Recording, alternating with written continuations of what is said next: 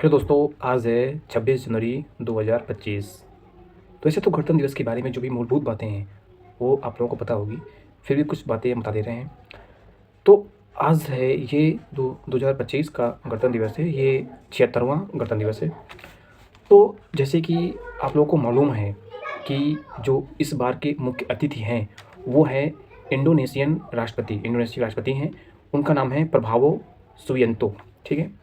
तो एक स्वतंत्र गणराज्य बनने और देश में कानून का राज्य स्थापित करने के लिए देखो, जो संविधान को स्वीकार किया गया था वो किया गया था 26 नवंबर 1949 को, लेकिन इसको पूर्ण रूप से लागू किया गया था 26 जनवरी 1950 को। अब कारण ये होता है कि 26 जनवरी की तिथि को ही क्यों चुना गया। तो उसका कारण ये है कि 1930 में इसी दिन अर्थात 26 जनवरी को ही भारतीय राष्ट्रीय कांग्रेस ने भारत को पूर्ण स्वराज घोषित किया था। ठीक है। तो इसीलिए जो है 26 जनवरी को तिथि को ही संविधान पूर्ण रूप से लागू किया गया था, लेकिन इसको स्वीकार किया गया था 26 नवंबर 1949 को। अगर बात करूँ टाइम कितना समय लगा था संविधान बनाने में, तो वो लगा था 2 वर्ष 11 माह और 18 दिन। ठीक है, ये बात चीज़ है। तो गणतंत्र दिवस की जब होता है उसकी पूर्व संध्या पर राष्ट्रपति अपना भाषण देते हैं, राष्ट्र के नाम अपना संदेश देते हैं।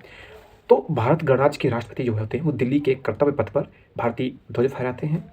तो ये कुछ बातें ठीक ठीक है। तो भारत महान है उन मूल्यों की वजह से जिनके आधार पर भारत बना, और यह मूल्य केवल आधुनिक विधि व्यवस्था ही नहीं बल्कि हमारी वेदांती परंपरा से भी गहराई से जुड़ी हुई हैं।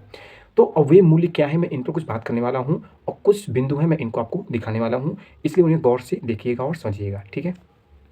तो उत्तर खोजते हुए हम संविधान तक पहुंच गए। वहां हमें उन मूल्यों की एक झलक मिली, मौलिक कर्तव्यों में, जिनमें वेदांत के सिद्धांतों की अनगूंज साफ साफ दिखाई दे रही थी। संविधान के कुछ मौलिक कर्तव्य होते हैं। वो मौलिक कर्तव्य कौन कौन से हैं संविधान में मेंशन किए गए थे। तो हम आपको ये बताएंगे कि जो संविधान के मौलिक कर्तव्य हैं उनका संबंध वेदांत से किस प्रकार है। वेदांत मतलब उपनिषद से।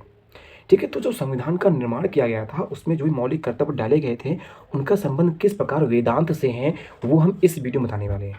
ठीक है। वैसे ऐसी बातें कहीं मिलती नहीं है, लेकिन इन चीज़ों को जानना और समझना बहुत ही ज़रूरी है। तो अब ये देखिए कि क्या करते हैं हम, कौन कौन से ऐसे ऐसे बिंदु हैं जो वेदांत से उनका डायरेक्ट संबंध है, इन पर हम चर्चा करने वाले हैं। ठीक है। तो चलिए, गणतंत्र दिवस है, हम आपको कुछ मौलिक कर्तव्यों तक ले चलते हैं।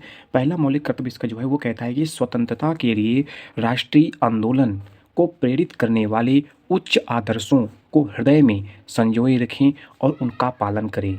मतलब क्या है, जो हमारे राष्ट्रीय आंदोलन करने वाले जो भी हमारे उच्च आदर्श थे, जो क्रांतिकारी थे, जो हमारे स्वतंत्रता सेनानी थे, जिन्होंने अपने जीवन को बलिदान कर दिया हमारे देश स्वतंत्र कराने के लिए, वही कि उनके आदर्शों को हृदय में संजोए रखना है और उनका पालन करना है, उनके कर्तव्यों को मानना है, उनके जीवन से हमें प्रेरणा लेनी है। तो अब आता है आज का प्रश्न आता है, क्या हमें आज भी स्वतंत्रता आंदोलन की आदर्श, सत्य, त्याग और निस्वार्थता याद है। वो सत्य के मार्ग पर चल रहे थे, त्याग कर रहे थे और निस्वार्थ भाव से देश के प्रति अपने आप को समर्पण कर दिया था उन लोगों ने। ठीक है।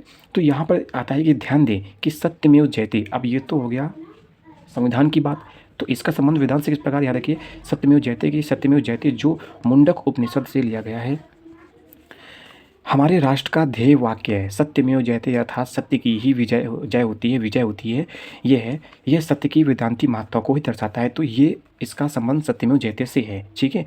तो अब चूँकि जो भी हमारे क्रांतिकारी हमारे देश को स्वतंत्र कराने के लिए अपना जीवन दे रहे थे, वो सत्य के मार्ग पर चल रहे थे। उन्होंने सत्य से, उन्होंने धर्म से अपना पाँव पीछे नहीं हटाया। तो उसका संबंध सत्य से है और सत्यमेव जयते जो कि मुंडक उपनिषद से लिया गया है। अगर बात करूँ कि नेक्स्ट जो हमारा मौलिक कर्तव्य कौन सा है जो इम्पोर्टेंट है, वो कह रहा है कि भारत के सभी लोगों में समरसता और सम्मान भ्रातृत्व की भावना का निर्माण करें। ठीक है। जो धर्म, भाषा, प्रदेश या वर्ग आधारित भेदभाव से परे हो। ठीक है। तो ये चीज़ है हमारा, हमको ऐसी सम्मान या भ्रातृत्व की भावना का निर्माण करना है जो धर्म के आधार पर बटी हुई ना हो, भाषा के आधार पर बटी हुई ना हो, प्रदेश या वर्ग अर्थात तुम्हारा जो वर्ग है तो उसके आधार पर बटी हुई नहीं है। लेकिन क्या आज वास्तव में हम इसका पालन कर रहे हैं। तो आज का प्रश्न कहता है कि क्या हम धर्म, भाषा, प्रदेश, वर्ग के भेदों से को परे रखकर एक दूसरे के निकट आ रहे हैं या दूर जा रहे हैं। ठीक है, तो ये उसका मूल प्रश्न है। वेदांत का मूल संदेश वसुधैव कुटुंबकम है। अब ये वेदांतिक अर्थ क्या है इसका? वसुधैव कुटुंबकम है, ये समरसता हमारे संविधान की आत्मा पर समाहित है। देखो, वसुधैव कुटुंबकम मतलब क्या है? इसका मतलब ये है कि ये पृथ्वी ही मेरा परिवार है। मुझको सभी जीवों से, सभी वनस्पतियों से, सभी लोगों में एक तरह से भ्रातृत्व की भावना, समरसता की भावना से हमको रहना है। हमको किसी से किसी प्रकार का झगड़ा वगैरह नहीं करना। तो हमारे पास वो हमको धर्म के आधार पे, भाषा के आधार पे, वर्ग के आधार पे हमको भेदभाव नहीं करना है। तो जो ये हमारा एक मौलिक कर्तव्य है, ये हमारा वसुधैव कुटुंबकम से प्रेरित है। ठीक है, ये हमारा उसका वेदांत का है। अब अगला हमारा मौलिक कर्तव्य आता है जो संविधान में है कि ऐसी प्रथाओं का त्याग करें जो स्त्रियों के सम्मान के विरुद्ध है। अब ये हमारा मौलिक कर्तव्य है। आज का प्रश्न कहता है, इस पर प्रश्न बोल रहा है कि क्या हम अपनी बेटियों को उनकी पूर्ण संभावना छूने दे रहे हैं? क्या हम बेटियों को उनकी पूर्ण संभावना को छूने दे रहे हैं? क्या हम उनको फ्री करते हैं? ये चीज़ जो है हमारा आज का प्रश्न है।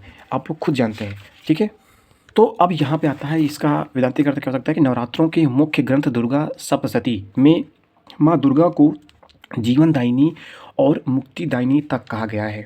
देखिए, मैं बता दूँ, एक महिला हो पुरुष हो, दोनों इंसान होते हैं। दोनों को भी जीवन में आगे बढ़ने का, उच्चतम पहुँचने का, अपने जीवन को खुलकर व्यक्त करने का और अपने जीवन को हर दिशा में भागीदारी करने का अवसर मिलना चाहिए। तो क्या हम वो जो अवसर है, क्या हम महिलाओं को स्वतंत्र कर रहे हैं? क्या हम लड़कियों को उनकी पूर्ण संभावना छूने दे रहे हैं? ये थोड़ा-सा सोचनीय विषय है, इस पर हमको सोचना चाहिए। ठीक है? तो अब अगला आता है, हमारा मौलिक कर्तव्य आता है प्राकृतिक पर्यावरण।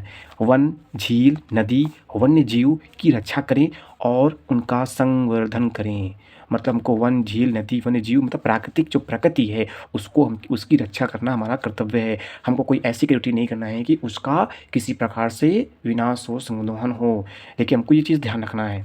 तो आज का प्रश्न कहता है, क्या हमें पर्यावरण, वन्य जीव व वन्य जीवों की थोड़ी भी बहुत चिंता है? देखिए, बता दूँ, वन्य जीव जो है उनका धीरे धीरे विलुप्त हो रहा है, उनका एक्सटिंक्शन हो रहा है, वो धीरे धीरे समाप्ति की ओर बढ़ रहे हैं, उनकी प्रजाति धीरे धीरे ख़त्म हो रही है। इसका बहुत सारा कारण क्लाइमेट चेंज है और क्लाइमेट चेंज का कारण हम ही लोग हैं। तो क्या हम लोग थोड़ी भी परवाह करते हैं? हम सिर्फ अपने स्वार्थ में जीते हैं, और कोई अगर परवाह भी करना चाहता है तो बहुत लोग उसकी टांग खींचने के लिए तैयार बैठे होते हैं। अब ये कैसे आता है कि ईशावास्यमिदं सर्वम, ईशावास्यमिदं सर्वम, अर्थात सभी कुछ सत्य से व्याप्त है। इसी भाव से प्रकृति का सम्मान करना वेदांत की एक प्रमुख आधार है। ठीक है, तो ये चीज़ आपको समझना है और जानना है। ठीक है, अब आगे आता है कि प्रत्येक जीव के लिए करुणा रखें। ये आपका अगला वेदांत मौलिक कर्तव्य है कि प्रत्येक जीव के लिए हमें करुणा रखनी चाहिए। ठीक है, अब आज का प्रश्न क्या कहता है? आज का प्रश्न कहता है, क्या हमारे भीतर वास्तव में प्रत्येक जीव के लिए करुणा है? ये खुद सोचना है, क्या हम प्रत्येक जीव के लिए करुणा करते हैं, करुणा रखते हैं? अहिंसा व करुणा शिक्षा को वेदांत सदैव सर्वोपरि रखता है। आज इंसान सिर्फ अपने स्वार्थ में जी रहा है। इंसान का जीवन सिर्फ अपने स्वार्थ में जी रहा है। वो अपने स्वार्थ के पीछे किसी भी जीव के प्रति करुणा या फिर दया की भावना नहीं रखता है।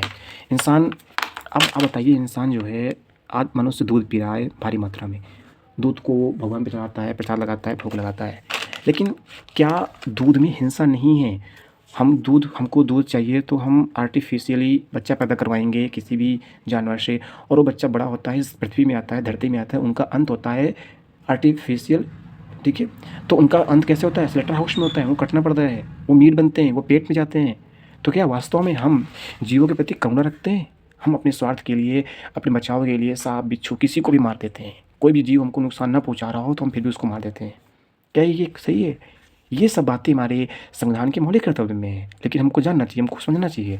आगे आता है कि वैज्ञानिक दृष्टिकोण मानवता तथा जिज्ञासा एवं सुधार की भावना का विकास करे। अब ये बात हमारे संविधान में लिखी गई है, मौलिक कर्तव्य में है, मौलिक कर्तव्यों में है, लेकिन हमको समझ नहीं आता है। यहाँ पर साफ साफ दिया गया है वैज्ञानिक दृष्टिकोण, लेकिन इसके अलावा हम अंधविश्वास, मूर्खता, परंपरा, मौलिक कर्तव्य कह रहा है कि वैज्ञानिक दृष्टिकोण मानवता तथा जिज्ञासा एवं सुधार की भावना का विकास करे। मानवता तथा जिज्ञासा, यहाँ पर जिज्ञासा क्या है? प्रश्न पूछना, जानना, कुछ भी मानने से पहले जानने का प्रयास करना है। मुझे जानना है कहीं से भी, मैं मानूंगा नहीं, मैं जानूंगा, मैं प्रश्न करूंगा, मैं प्रश्न पूछूंगा, मैं संतुष्ट नहीं होऊंगा तो मैं बार बार पूछूंगा, ये जिज्ञासा है। तो ये हमारा मौलिक कर्तव्य है। अब प्रश्न क्या कहता है, प्रश्न आज का प्रश्न ये है कि क्या हम सच में वैज्ञानिक दृष्टिकोण से जीवन जी रहे हैं और अपनी भूल पता लगने पर सुधरने को तैयार हैं। अब ये चीज़ आप अपने से पूछिएगा, ये प्रश्न सारे जो भी है ना आज के प्रश्न, ये आप अपने से पूछिएगा, क्या आप सच में, या मैं खुद अपने से पूछ रहा हूँ, ठीक है। तो अब आगे अगर बात करूँ वेदांत की कि ये मौलिक आधार, मौलिक जो कर्तव्य है कैसे वेदांत से संबंध है, तो आत्मानं विद्धि, ये क्या है, अपनी सच्चाई को जानो।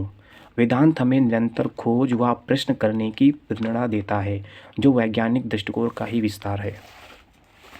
अगर मैं बात करूँ गीता की, श्रीमद् भगवद गीता की, तो उसमें अर्जुन बार बार जिज्ञासा कर रहे हैं और श्री कृष्ण उसका जवाब दे रहे हैं। अगर मैं बात करूँ अष्टावक्र गीता की, तो अष्टावक्र गीता में जनक जी प्रश्न पूछ रहे थे अष्टावक्र ऋषि से, और अष्टावक्र ऋषि हर एक प्रश्न का जवाब दे रहे थे। अगर बात करूँ कठोपनिषद की, तो कठोपनिषद में भी जो नचिकेता थे वो यमराज से प्रश्न कर रहे थे और सारे प्रश्नों का जवाब यमराज ने दिया। तो जिज्ञासा हमारे जो वेदांत का एक केंद्रीय बिंदु है, ठीक है। तो जिज्ञासा करना से हमारी प्रज्ञा खुलती है, आँख खुलती है, और हम ये हमारा वेदांत का भी आधार है। लाखों सेनानी जो भारत को स्वतंत्र कराने के लिए जेल गए, शहीद हुए, वे इन्हीं मूल्यों के लिए सैकड़ों वर्षों तक डट कर खड़े रहे। कहीं हम उन मूल्यों को भूलने तो नहीं गए।